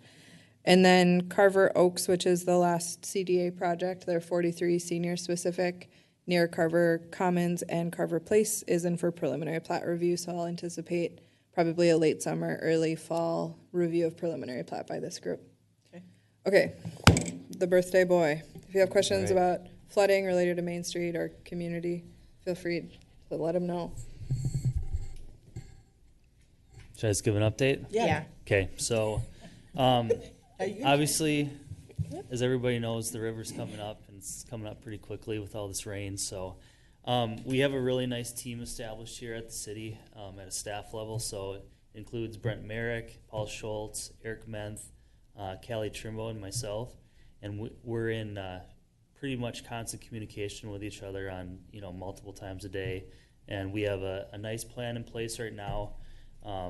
Today, as many of you know, Main Street Bridge is closed. So it may not look like it right now that the water's not very close to the bridge level, but with the current projections that the National Weather Service is forecasting for next week, that Main Street Bridge could potentially be underwater by middle of next week. So we are monitoring that on a daily basis. We have an action plan in place. Just for some perspective, the river gauge in Jordan, which is what we monitor, that's at about 26.7 feet right now. And they're projecting a crest right now of 32.8 feet. Whoa. So for some perspective, that's about a 50-year flood elevation, which is at 32.85. The 100-year flood is a 34.85. So that would still be about 2 feet below the 100-year flood and just over 2 feet below the 1965 flood. So it's definitely a serious flooding issue, but I think we have a good plan in place. We have a nice kind of procedure spreadsheet with when we hit this elevation, we have to do this, and we just kind of step through it. And Are we going to have any levee patrols? that's a good question. We haven't had to do that yet, but if it gets high enough, we might have to think about doing that. So, Okay. I'm available, you can call me. Yep. I've been Day on shift levee only? patrol. No, anytime, How are the businesses affected in that area, or homes? So no business access is like closed off like directly, but obviously the inconvenience of having Main Street closed, that is unfortunate. But we have detour signs, so the detour is 4th Street to Jorgensen. So basically you just have to get around that piece of the Main Street. So Well, we have Carver Business Alliance tomorrow, so we invite all small businesses in Carver to come have a roundtable with staff and the mayor. So we'll give the same update and probably look for some feedback from them if we can help what they're seeing, hearing, etc. But none of them have said they have water in places they don't want water. Not that we've heard yet. not yet. They will. Constantly. Yeah. Yeah. So And do these projections take into account thunderstorms tomorrow? yeah, so the National Weather Forecast projections, it does use that to calculate in it, but if we get another inch of rain than what we're having in the forecast now, it's going to change, obviously. So we've seen the projection fluctuate upwards of 2 feet just in the last couple days, just up and down. So it's constantly being recalculated. Anyone can look at this. If you go to the National Weather Service webpage, there's a link called River Forecast, and you can just click on the gauge for Jordan, Minnesota, and you can watch it. They have a nice graph and shows exactly what they're projecting for the next 14 days. So It's really not the rain here so much as the rain. yeah, because if it Mankato. rains here, it's basically through the system. It's everything that's upstream of us that's going to take a while to get here. That's why it's not projected to crest until the 26th of June right now. So Yeah. So we shouldn't plan on a canoe trip on Probably 29th. I It's wouldn't. now a rapid there'd strip. be a lot of flow. So any other questions? Thank you very much, Aaron. When's the projected time to take it down? Or is that? There's no more water. Well, yeah, good point. But it's going to be, if it doesn't crest until the 26th, I mean, I could see it going another week after that. We'll have to see. We'll just have to keep watching it, but we can't really take it down until we feel it's safe to let it go. So. Is that the same bridge they're doing work on? No, that's at 3rd Street. So it's one bridge up from 3rd, or one bridge downstream of 3rd. So When do we run out of bridges? So, very good point. So the 3rd We have Street one here. Bridge would be at an elevation of about 34 feet. So we could potentially have to close 3rd Street Bridge if these projections would change, but we're just gonna have to sit tight and see what happens. When was the last time we closed the bridge? It's been like years. 2014, I Yeah, believe, long time. was Well, when there Paul said they had to do that Yeah, last. back in the late '90s and early aughts, it seemed like we were closing bridges all Yeah. Yeah. the time. Paul said he did this today, and I've had to do this quite a few times, so We he got wasn't really some- too worried about it, but We got really good media coverage today, so the mayor did a great job talking about our certified levy project in conjunction with the flooding. So Good. I suspect if you watch the news, read the news tomorrow, you'll probably see some Carver info there. And I heard on the news at noon that we've closed Main Street east, Yeah. Broadway. Like it's only Main closed one Street way? West. You just Yeah. jump the other way, or? Well, they got the fence closed for the park. oh, Yeah, yeah. Riverside Park, Yeah. yeah, that is closed too. Okay. Any other questions for Aaron? No, have a very happy birthday. Happy birthday. Thank you, birthday. appreciate that. No, No, I'm okay. not when it's being recorded. That could haunt us. All right, well, happy birthday. Yeah. The main levee on the river, you know, the walkie path, how high is that? The river's getting to 32 feet. I assume we Yeah. have a lot of play still. So good question. So the main river levee, that's all above the 100-year flood elevation. So, like I said, like about 35 is what the 100-year is. So we're good to above the 100-year by, I think it's like a foot or two. It's not a lot, but we do have some freeboard on the main river levee over the 100-year flood elevation. So, like, how high does the river have to get before it starts spilling over the main levee? It would have to be, well, I wish I had that graph. I think I have it on my phone. I recalled 38 feet, but I don't know why. 38 feet, you said? I said that. Oh, sorry. I don't remember. It was a long time ago. Yeah, so, And actually, the worry wasn't that the water would come over, it was It's the- that it would go through it it's gonna and break. knock it it's out. the slope stability because you get water that starts to travel through it, and then you start losing soil, and then it just can catastrophically Yeah. come apart. Yeah. So I think the Spring Creek system isn't quite as robust as from a height perspective. So, there could be some temporary fill needed at some point, but the main river levee is north of the 100-year. So, All right, let's let Aaron go. Go now. Go. okay, thank you. Yes, Any other happy questions? birthday. No, don't ask. Happy birthday. Okay. Thanks a lot. Yep. Good night. Good night now. Good night. All right, shall we move on to the sign ordinance? Let's do it. This is just the overview, not the whole, like, It's a lot. It is a lot. Alrighty. So the city council's been having a really robust conversation related to the sign ordinance. Eric can probably attest the amount of times we've talked about it. One of the big things that we've been focusing on quite a bit is temporary signage. So it's the pesky signs that are the squeegee squad and hang your Christmas lights and free puppies that pop up all over our community, how we handle them, how to play fair across the board for the entire group. So we'll talk through a bunch of that information and then we'll go through the text. Also, the city attorney put this together. That's why it's formatted so beautifully. Don't anticipate that to happen ever again.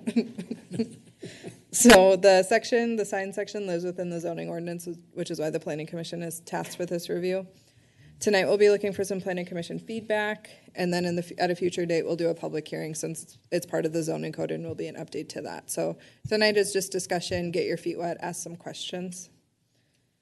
So like I mentioned before, the most robust section was about temporary signs.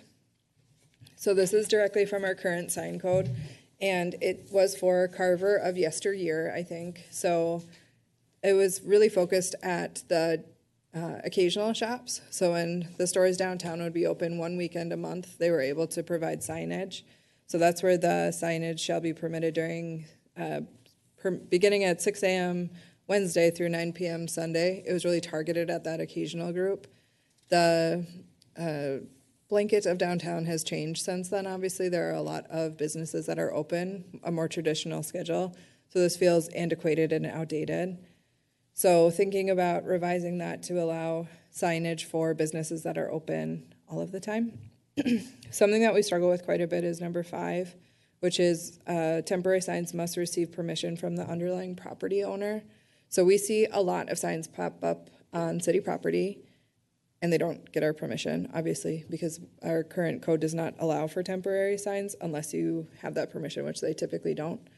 We also run into this occasionally downtown where a business owner wants to put an additional sign on the sidewalk in front of someone else's business. So if you think about like the corner where the ice cream shop is, there's that nice big bump out.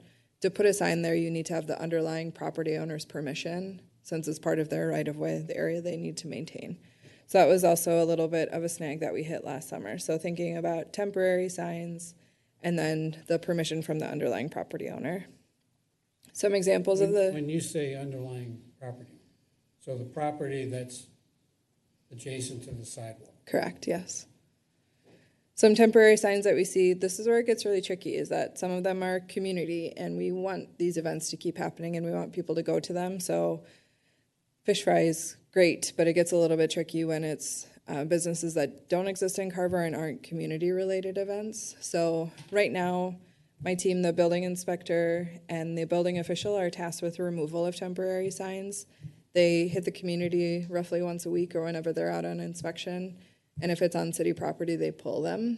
We then hold them at City Hall for a little while in case someone wants to give us a call to say, I want my sign back. Otherwise, we get rid of them. And that can be a little bit tricky, playing fair across the board, thinking about community groups, community events that might be happening versus someone who spent a whole Sunday putting out signs for a different business. Okay, you're not going to take down that kindergarten sign, are you? What's the kindergarten sign? The right-hand side This one? Yep. What does it say? says, I'm going to be a proud kindergartner next year at I don't know. Do they have Eastern Carver. do they have the underlying property owner's permission? I don't know. So signs can't be But within I mean, the it's issued by the school district. signs can't be within the public right of way. So if someone wanted to bump that into their property, Got it. I'd have no problem with it. But if it's in the public right of way, we typically will grab them. So like the fish fry one, there's a property owner kind of on that corner? This is in public right of way Oh, how do you know that though? because I took It's, these photos and I was Delano's property. there. So this is the Carver sign is right over to the side of Yeah. it. So it's up by Fleet Farm. And the city maintains right of way on every street beyond just the road. Okay. It's 10 feet typically, isn't it? Typically, yes. Yep. But the problem is, you know, I know we've gone through this before where Chaska has a sign ordinance and they don't want us signs on for like Steamboat Days or anything. That is a big one. So we reached out to business owners in the community and some community groups just to get feedback. So the people who were putting the signs out, we asked, what's going on? How can we be helpful? What would make this easier for you? A lot of people came back to us and said they didn't realize that there was a formal sign ordinance, so they didn't realize they were breaking any rules. So it was a little bit of an education piece. They also had some questions about enforcement. The next bullet plays into that. So fair treatment across groups. So the city puts up signs, like historically we've put up signs for the farmer's market, or the fire department puts up signs for the open house, or the Lions for a pancake breakfast or Steamboat Days. We typically will leave those signs for a little bit, but we'll pull other people's signs, and that was tough. It's hard to grapple with that a little bit, to say, leave that sign because it's Steamboat Days and we want Steamboat Days, but take the Squeegee Squad because they're not a local Carver business. So trying to figure out what that looks like. We also had a couple requests from community groups to allow permitting of signs within parks. So one of them, an example, is the CCYBSA, or the baseball organization, wanted to be able to put tryout signs in community park. The city owns that property, so you can't put signs on city property without permission. Our code doesn't allow you to have permission. So it got kind of tricky, and they're a great community group. We want to help support them, but then we're not adhering to our ordinance if we're allowing them to have signs. We also heard that people wanted us to allow signs in the right of way if not detrimental to traffic, but that's tricky to make a call. What's detrimental to traffic, what's not? And then to consider the bump outs throughout downtown. So those of you that have lived in Carver for a while Broadway's bump outs increased significantly, giving the property owners on the corner significantly more space than other business owners. So a couple business owners not on those bump outs asked us to consider those areas. What would it look like if there was some free space that would allow some additional advertisement? So those were the big pieces. That's how we got to where we are right now. I'm going to pull up the ordinance version so we can look at it together. Again, Krista, I know you're going to love the formatting, and I will never I be didn't able really to see do this. anything on that. Surprised. Any changes? I know, it's because our city attorney put it together. Okay, so if we want to start just moving through the ordinance, we can talk through different sections. Eric, if you want to be part of the discussion, feel free, since the city council is so involved, how we got to where we are right now. So I'm going to pass it to you all for discussion and comments. So I have a question. Yeah. Separate to the planning commission, I was involved in the Oh, yeah. design. Yep. Whatever we called that. Gateways. Gateway to Carver Yeah. project. And we talked about in the various intersections, those bump outs would occur. So is it fair to say that the bump outs we have today will probably multiply Yes. as we continue? So I just wanted that line of sight, that we have a few bump outs, but we will probably have a lot more bump outs on the intersections here of Main Street. So it's probably a limited issue now, but it will be bigger. And the city maintains those, or who maintains them? No, the property owner adjacent. So if we allow signs there, the property owner has to deal with taking them down, doing Correct. and then putting them back? Yep. Okay. It's tricky, isn't it? I would not love that, but, Yes, it's your sign. yeah, unless it's my sign. Do you want to join us at the microphone? But the property owner will only allow their signs, not. Correct. yours. Yep. So I mean, Oh, you're just yeah. putting your Okay. own sign out. Got it, yeah, that makes sense. Just for a little context, since we don't have our city attorney here, we did have our city attorney present for these discussions, and he had to constantly remind us that it really comes down to all or nothing, and that is the challenge. So while we would like to give access to baseball or the Lions or somebody we think is community-centric putting their signs up, we also don't want Aryan Nation picnic signs put up around the town, and how do we control that? Some of the discussion was, can we regulate through fee structure? You have to come to the city hall, you have to pay a registration for X number of signs for an event. That gives us the ability to vet that and have some kind of What was a nominal fee structure? Yeah, it was a nominal fee structure. It's not designed to really prohibit you from having fees in place, but it was self-policing in some respect. That, you know, the vast majority of people probably wouldn't take the action to go to City Hall to pay to put up 7 temporary signs. The problem, the other problem was what is put on the sign. We can't really regulate because of free speech what you can do there. So a back and forth of all or nothing. That was why it was such a long discussion. And I think what you're presenting today has got some control language that's been added. Correct.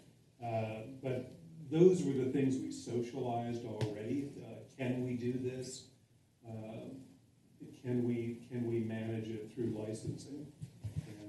And I think where we landed with Dave is about it's the double underline language at the bottom of this, isn't it? Yep.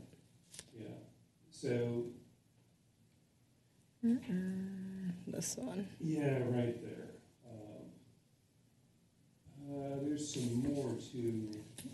Yes, there is. There's the policy version of it too. If you go down to the bottom, I think it's down there, isn't it? No, that was the last page. Right there. Oh, I see. Approval for temporary signs. So that's the language we landed on. But we went through back and forth all of those type of scenarios.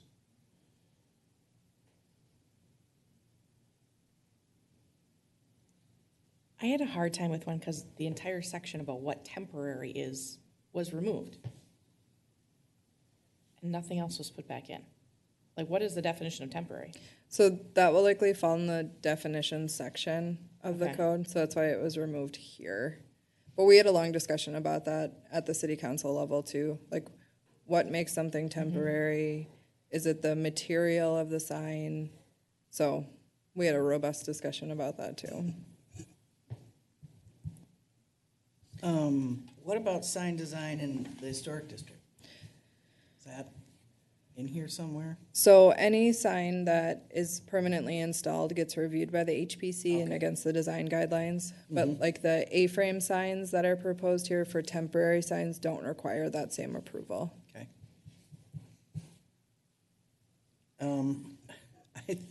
I read through this whole thing, and this isn't even the whole sign ordinance. This is No. just part of it, and I thought Yeah. to myself, my God, how much time did we spend on saying, whether you can have a sign, how big it is? It just seems like a lot of verbiage for that. And that is good feedback. Dave, our city attorney, wrote it. So if we want to go through and strip some of his verbiage out of it, that is absolutely something we can do. Try to make it more readable at just average Joe level. Well, I mean, so- this is, most of what you sent us, except for the underlying new stuff, was already in our Correct. sign ordinance that's in our code. Yep, Seems like a lot. it Is sure it ever does. done where, because some of the feedback you got was like, they didn't know it was there, or if they pull onto the city page and look at this, they're probably not gonna read it, like Correct. realistically. Yep. So is there the ability to add like a summary section, like, hey, this is what's in there? You could be temporary, you can use these materials. If you want more details, like, go to this section. Yeah, That's a I'd good say probably not in our city code because it has to get codified. It's our legal document, Yeah. but we could make something, the wonderful day that we're done with this whole process. Maybe there's a section on our website that says, do you have questions about temporary signs? Click here and it can be a short version of it. And if you have more questions, here's the version of the city code. That's definitely something we could put together.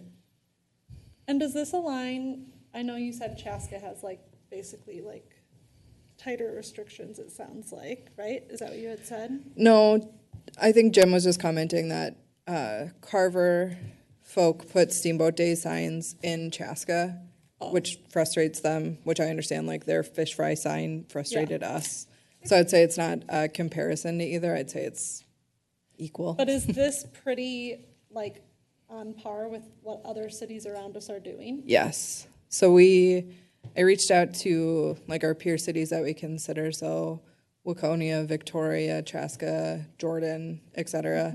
No one, the council kept talking about it, no one had a silver bullet to say this is what we do and it works well.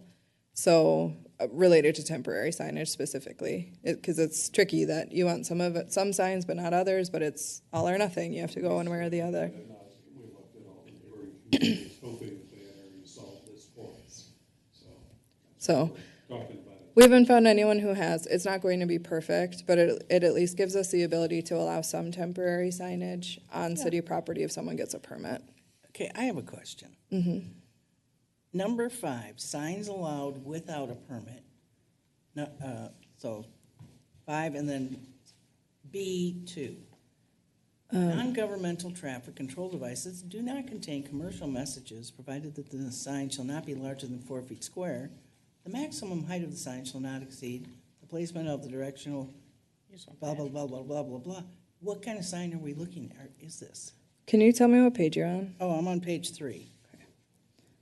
2. Right there, section 2, 5, B Yeah. dash 2. So you can't have an Following arrow signs. on the sign? Non-governmental traffic control devices that do not. Yes. Following types of signs shall be exempt from the permit requirement of subdivision 3. So think about a commercial or an industrial user that might have an arrow that says loading dock this way. Okay, Or Mocha Monkey is going to have quite a Okay. few to get to your drive-through. okay. But that's not temporary. Correct. It's gonna be like staked in the ground. Yeah, I don't think this section is about temporary signage, though. The whole thing was temporary.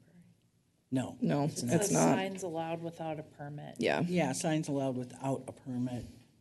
But wouldn't those be a part of their site development plan? Yep. Yeah. So they'd be covered there. Okay. So would it be like if somebody's having like a construction project done, they could have like arrows that would be temporary, that would route traffic to where that is This gonna isn't be? temporary. These aren't temporary. So it'll be Mocha Monkey saying drive through this way, or when they paint on the concrete, like the drive through Oh, arrows. got it.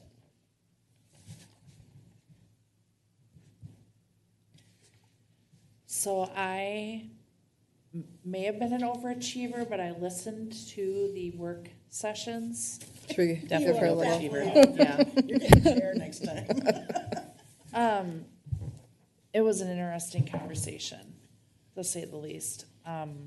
And I can't even imagine how painful it was to sit there and just have those conversations. They often say that about these meetings. They all make fun of us. Yeah. So I think this is more fun. I read the material that the city council was provided in the work session, and then I listened to the work session. I listened to both March and April. I feel like this is where I think this is a good spot on where it landed. And I'm glad you brought up the legal aspects of this, because you can't decipher the content of the sign. It's free speech. So it really comes down to, are we gonna have a sign or not? Will we allow signs or not? Well, it's kind of interesting, though, when you say it's free speech. So are we going to allow signs that use vulgar language? We have to. That's the problem. Wow. Yeah, that's the exact debate that occurred. So Dave Maybe got a those little signs bit. just disappear, I don't know. Yeah, Dave got a little squirmy, but the way I was taught in my graduate program is that you can police the material, but not the message. So you can say the sign has to be this material in this size, but you can't say, your sign can't say that. Wow. So you find the loophole in it. You can, yeah, it's like the Bell Plane, the war memorial that went up, and then there was a cross that was erected. There are some really hot cases about signage.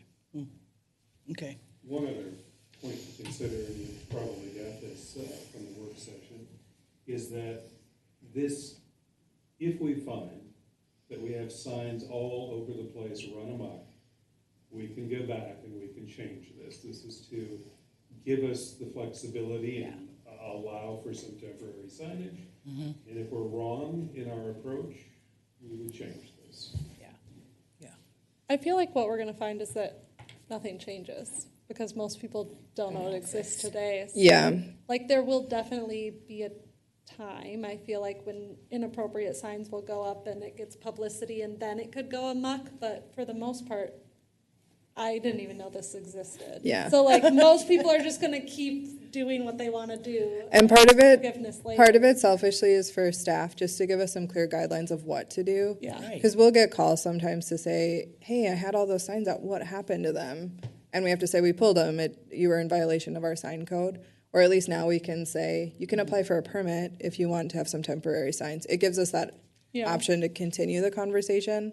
Because it's been hard, like we've had some tough conversations with community groups to say, I put those signs out yesterday, why did you pull them today? And it's like, it was just in our cycle, that's how it happened, like, it wasn't about you specifically, but So did we talk about garage sale signs? Not at Steamboat Days, because you don't even need a sign at Steamboat Days. right. But, so like if somebody's having a 3-day garage sale, can they just stick one on the corner so you turn to come down the road to see it? Technically, no. Okay. Do they happen over the weekend? Yes. Are the inspectors pretty busy that they can't be out there all the time? Yes. Yes. Okay, good. I was thinking more like parade of home signs that are up longer, like multiple weekends in a row. Yeah. We have the ability to take those, unless they got a permit, which we could talk to the parade folk and say, Yeah. make an application. How about political signs? So you can have a political sign in your yard. But not in the city right away. Correct. So if it's, typically people put them in their yard. You So can have it in your window as long as it doesn't take up more than 50% of the area of the window. you are correct. I didn't know that one. 50%? 50. And political signs, We have a whole bunch of 'em. I would say more emotion is related to political signs. So I'd say a garage sale sign is easier to pull than someone's political sign, but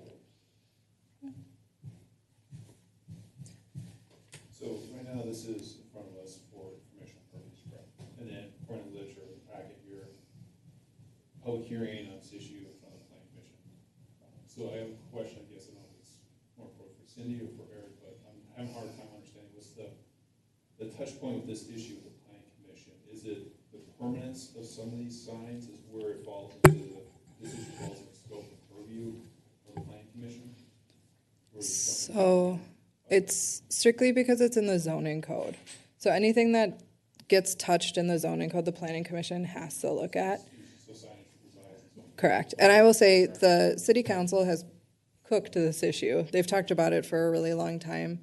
It's coming to you right now as a discussion. Any substantial changes would have to go back to the city council for them to say, yes, that's a great idea. We should definitely change this section.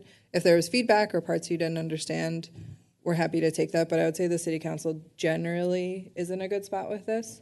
I can't speak for them, obviously, but since it's in the zoning code, this is your discussion piece of it. If there needs to be changes, and then at a future date, we'll do a public hearing. So anything that lives. Planning commission, Correct, yep, but not at city council. no. Anything that lives in chapter 50, which the signage section does, this group has to touch. So does anybody want to add something to the sign ordinance? I'm just glad the council did it and we didn't have to do it. No. I was You thinking guys about- did a lot of work for us, thank you. Yeah, yeah. thank- Sherry did a lot of work. Yeah. Sherry, you did a lot of work for us, thank you. I was thinking about this on my way here, and I came down 6th Street, and there's a hydrant flushing sign Oh, that's ours, yeah. standing up against a tree in the right of way. Yep. Yep. Well, that's But the city can do whatever Yeah, they that's what I'm want. saying. Like, it just made me trigger, like, there's different reasons of why we have signs and. For sure.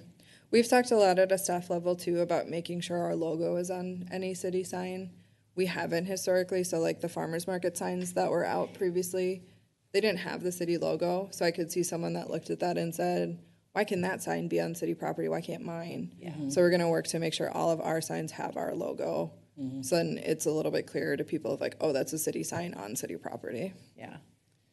Not that we'd want to spend our money necessarily on this, but if we're going to start building a lot of new parks and stuff, like we have a big fund for that, has there been discussion around creating like a spot at the parks that's maybe shaded for parents? That would be like somewhere that would have like T-ball sign up notifications and like you'd have to have a key, but you can drop off your notifications to the city and they can post it. As opposed to all these signs? We've had a tough time with maintenance of those types of facilities, just making sure they're current, in good condition. So I would say typically that's not something that we'll do. Okay. But you can post things at Casey's in the post office. Yeah. Yeah. I just think like a lot of Yeah. them are things that they want like parents specifically to be aware of, right? Like young families are going to the garage sales. I know, and like the T-ball signups and the ice cream shop, and so it's like if they had somewhere where those families Carver are Life. going. For life. Oh, you learn a lot there. No one's going there for information. It's true. That was a joke. Sorry. Any other discussion related to this? I'll study it more. Yes. We'll have representation on Zoom. I have a few follow-up questions. Sorry, I turned this on and turned it off, so it's better. For the permitting, and I 2 didn't hours get this late. ahead of time, I'm sorry for sending it, I didn't see it. That's okay. But my Cliff Notes, putting the pieces together here is that you mentioned the all or nothing, we're doing all with a permit, is where we're sitting, right? And then, is a permit like really expensive, is it free, is it big to do, or? So if you're putting in a permanent sign that requires review, it's either $60 if it doesn't need footings, and then if it does need footings, it's a percentage of the building permit fee. If you're coming in for a temporary signage permit, we are thinking that it will likely hit our zoning permit, which is a $20 fee. Okay, is it really complicated, or does it take a really long time? No, Natalie can attest that the zoning permit is, you essentially write your name and your address, and we can review it from there. Same day usually, yep. Yeah, and then if it gets out of hand, we can remove it. However, Billy's comment, if nobody knows, like if there's a way is there a way that we plan to communicate the change where maybe we already do that? I'm just not aware. We got some really great feedback from a lot of groups, so I feel like we have a closer line of communication with a lot of people, so we'll share that information for sure. Perhaps Mayor Courtney could put it in her monthly update. Perhaps. Yeah, Letter perhaps. that goes out with the water bill. Yeah. And we can put it on social media too. Online, there's some really cool tools like question and answer, like, do I need a permit for Yeah. this as example, and ask questions and then ultimately yes or no, and then call whoever. I just Me. think like when we think about problematic signs, they're gonna go up regardless, right? So it just protects us from, right? That's what it does, is protects Correct. us, So so now we if- can just take them down. And If it's not someone a came thing. in and had a sign that was vulgar and they didn't get a permit, it's pretty easy for us to say, you don't have a permit, we pulled it out of our Yeah. right of way. What if the vulgar sign is taking up 50% of their window? Probably gonna leave it. Don't get any ideas, Cindy. Other feedback? I guess a question with the permitting, there'd be like some kind of stamp or watermark or something on the sign that says permitted, like you walk your dog wearing that Yeah. sign, you tell if it's permitted or not. We've talked about stickers. Yeah, okay. Some kind of marker. Mm-hmm. Oh, for the days when anything went in Carver. That was a while ago. Sometimes that still happens. Yeah. Anybody else on signs, or do you feel like we've given you direction? I do. I'm gonna schedule a Eric, public thank you very hearing. much for your input. Wasn't That was quite- helpful. wasn't I know quite we don't very usually serious, ask you to but do pretty that, but that, you spend so much time on it that, Is Eric our new liaison? no, Reed is just missing tonight. That was a Oh, very thanks a quick lot. answer. I told you, Why? they all poke fun at us saying how nerdy these meetings are. Is that why you make Reed do it? I enjoyed zoning 101 classes. I thought those were fun. I sat in a couple of them. This was fun. Yeah. Okay. Okay, so Eric's temporary, got Would that. anybody like to be done with this meeting? Yes, I'm hungry. Somebody make a motion. Motion to be adjourn. done. Second. Motion to be done, second to be done. All in favor, say aye. Aye. This meeting is adjourned.